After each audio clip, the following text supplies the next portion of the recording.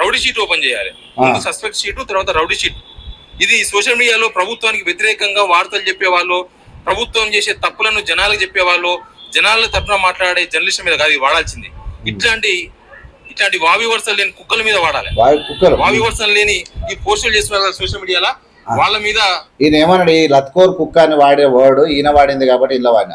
వావి వరుసలు లేని కుక్కలంట, లత్కోర్ కుక్కలంట, కిరాయి కుక్కలంట ఈయన మాట్లాడండి. అదే మీకు వినిపిస్తున్నా, అదే రిపీట్ కావాలండి. మనం ఏం కావాలని మాట్లాడింది ఏం కాదు, కావాలని పెట్టింది ఏం కాదు. ఈ మెమోలో ఉన్న రౌడీ షీట్లు ఓపెన్ చేయాలి. ఇప్పుడు ఓపెన్ చేయకపోయినా ఇంకొక 3 ఏళ్ల తర్వాత జాగ్రత్తగా ఉండాలని అందరికి చెప్తున్నా. వీళ్ళ మీద డిఫర్మేషన్ కేసు వేస్తాం, కోర్టు పోతాం, కోర్టు నుంచి వీళ్ళ సంగతి చూస్తాం. కోర్టులో అయితే వీళ్ళు చుట్టాలే ఉండరు. ఇక్కడ పోలీసులు మా చుట్టాలు అనుకుంటారు. వీళ్ళు పోలీసులు కూడా న్యాయం చేస్తారన్న నమ్మకం ఉంది. అయినా సరే వాళ్ళు అనుకుంటున్నారు పోలీసులు మా ఊళ్ళని. అంటే ఉండని, పోలీసులు ఎప్పుడు మీ ఊళ్ళే ఉంటారు. సమాజం వాళ్ళు అనుకుంటున్నట్టు నీకు తెలిసిందా, లేకుంటే వాళ్ళు అనుకుంటుంటే విన్నావాను? వాళ్ళు అనుకున్నట్టు నీకు చెప్పిరా, లేకుంటే అనుకుంటుంటే మీ వాళ్ళని ఎవరైనా పెట్టినావా? పోలీసు వాళ్ళు మా వాళ్ళే, అందరు మా వాళ్ళే అని సిగ్గు లేదు జరనన్న. పనిచేస్తారు కాబట్టి మంచి చేస్తారని అనుకుంటున్నా. కోర్టు నుంచి కూడా వీళ్ళ మీద న్యాయ పోరాటం చేస్తా. ఇట్లాంటి నేను ఒక విషయం చెప్పాలనుకున్నా తెలంగాణ ప్రజలకి. ఏం చెప్పదలుచుకున్నా అంటే, మీకు అందరు తెలుసు, నాలాంటి వాళ్ళు ఇంకా కొంతమంది తెలంగాణకు బాగు జరగాలని, తెలంగాణకు మేలు కావాలని తెలంగాణ ప్రజల తరఫున ఫైట్ చేస్తూ ఉన్నాం. ఇట్లాంటి పోరాటంలో ఇట్లాంటి చిత్తకార్తి కుక్కలు, వాళ్ళని ప్రోత్సహించే కొద్దిమంది గద్దలు, పెద్దలు ఎవరెవరు వాళ్ళందరూ ఇందుకు వాడిన టైటిల్ చిత్తకార్తి కుక్కలు. ఎవడు సన్నాసి? నువ్వు కూడా చిత్తకార్తి కుక్కవే కదా. ఆ కార్తీ బట్టి ఆ కార్తీలో ఆ కుక్కలు ఎట్లా చేస్తున్నావు అట్లే కదా నువ్వు చేస్తున్నది. ఇప్పుడు మొదటి కుక్కవు నువ్వే, చిత్తకార్తి కుక్కవు, ఇంకెవడో కాదు. అందుకనే ఈ టైటిల్ వాడిన. నేను ఏమనుకోవాల్సిన అవసరం క్రియేట్ చేస్తారు. వీళ్ళన్ని ఫేకే, గుర్తుపెట్టుకోండి.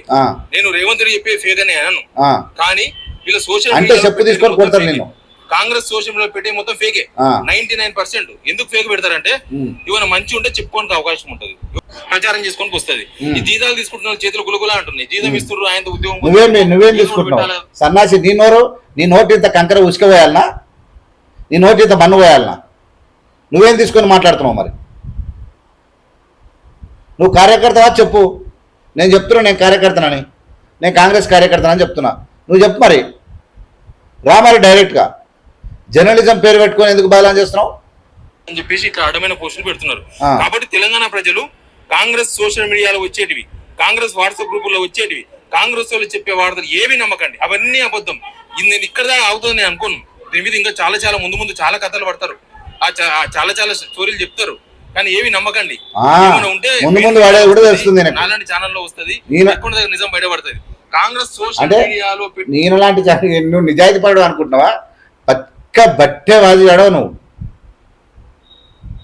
నియంత్రణ నువ్వు అనుకుంటున్నావు. నువ్వు ఇవాళ దేశంలో ఎవరు అవునన్న కాదన్నా, ఎవరిని డబ్బా ఆడు కొట్టుకుంటున్నా అనేది వాస్తవమే. మీడియా మాట్లాడుతుంది, ప్రజలు తెలుసుకుంటారు. నేను చెప్తున్నా, నరేంద్ర మోడీకి ఎంత మీడియా సపోర్ట్ చేస్తుంది? ఇలా నువ్వు చెప్పాయా శివారెడ్డి సుఖమైన శుద్ధపూస ట్యూన్యూస్ ఎవరి కోసం మాట్లాడు సన్నాసి? నమస్తే తెలంగాణ ఏం రాస్తావు సన్నాసి? సిగ్గు లేదు నీకు మాట్లాడడానికే? టీ న్యూస్ ఏం మాట్లాడుతుంది అంటున్నా, ఎవరి కోసం మాట్లాడుతుంది? అంటే మీడియా అనేది అంతా ఒకదాడిని కట్టేస్తామా? మ్యాక్సిమం ఎవరు అవునన్న కాదన్నా మీడియా అనేది చాలామంది మ్యాక్సిమం ఓపెన్గా చెప్తూనే ఉండరు, ఏ పార్టీకి అనేది. ప్రజలు డిసైడ్ చేసుకుంటారు. The people will decide, the people will choose the right person. నమస్తే తెలంగాణ, టీ న్యూస్, ఇంకా వాళ్ళ డబ్బా ఛానల్ ఎంత కొట్టుకున్నా కాంగ్రెస్ ప్రభుత్వం గెలవలేదా? ఎన్ని డబ్బులు పెట్టినా పోస్టులు మాత్రం ఎట్టి పరిస్థితుల్లో నమ్మకండి. నువ్వు చెప్పినట్టు నాకు ఇప్పుడు ఛానల్ కలిసి వస్తలేదు సౌండ్, కానీ వస్తుంది. చలికాలం తర్వాత ఎండాకాలం కూడా వస్తుంది. అన్ని కాలాలు మనకి కావు. చలికాలం ఎండాకాలం వస్తుందా? అది కూడా తెలుసా నీకు? ఆనకాలం తర్వాత చలికాలం నీ ఒక్కరికే చెప్పిందా వస్తుందని? మాకు తెలియదు వస్తుందని. మాకు తెలియదు చలికాలం వస్తుంది, వానకాలం ఎండాకాలం తెలియదు. నీకు తెలిసిందంటే నువ్వు గ్రేటే, నువ్వు జర్నలిస్ట్వే. ఇక కరెక్ట్, ఇప్పుడు తెలిసింది నాకు. నువ్వు జర్నలిస్ట్వే, తెలివి ఉంది నీకు. నేను లేదనుకున్నా, జ్ఞానం ఉంది నీకు. వానకాలం తర్వాత చలికాలం ఎండాకాలం వస్తాను కూడా తెలుసు నీకు. గ్రేట్. నువ్వు ఇంతకు మొదలు ఏమన్నాడు తెలుసా? రేవంత్ రెడ్డి ఉన్నాడు, శని వచ్చిండు, వానలు లేవు, వానలు రావు వచ్చేటట్టు లేవు అని చెప్పిండు. దెబ్బకు మనం దిమ్మ తిరుగుతుంది. ఇప్పుడు దిమ్మ తిరిగి మైండ్ బ్లాక్ అవుతుంది వర్షాలు చూసి. సిబిఎస్ బస్ స్టాండ్, ఎంబీబీఎస్ ఉంది కదా, ఈ సిబిఎస్ బస్ స్టాండ్ ఈ చరిత్రలో ఇంతవరకు ఎప్పుడు మునిగిపోయేది నీళ్ళు రాదు, ఇప్పుడు వచ్చింది. మరి కారణం ఏంటి? వర్షాలు. ఎనీవే తెలంగాణ ప్రజలు నేరుగా. మాత్రం ఈ ఫేక్ పోస్టుల మీద స్పందించకండి. ఫేక్ పోస్టులను అవసరం అయితే తెలంగాణ జర్నలిస్ట్ తరఫున నాలాంటి ఒక నిజాయితీ గల జర్నలిస్ట్ ఓ అమ్మా, నాలాంటి ఒక నిజాయితీ గల జర్నలిస్ట్తోనే జర్నలిస్ట్ చూస్తే వినాలంట. ఇక దీనికి మించి జర్నలిజం సిగ్గుతో తలదించుకుంటారు నీలాంటి వెళ్తాను.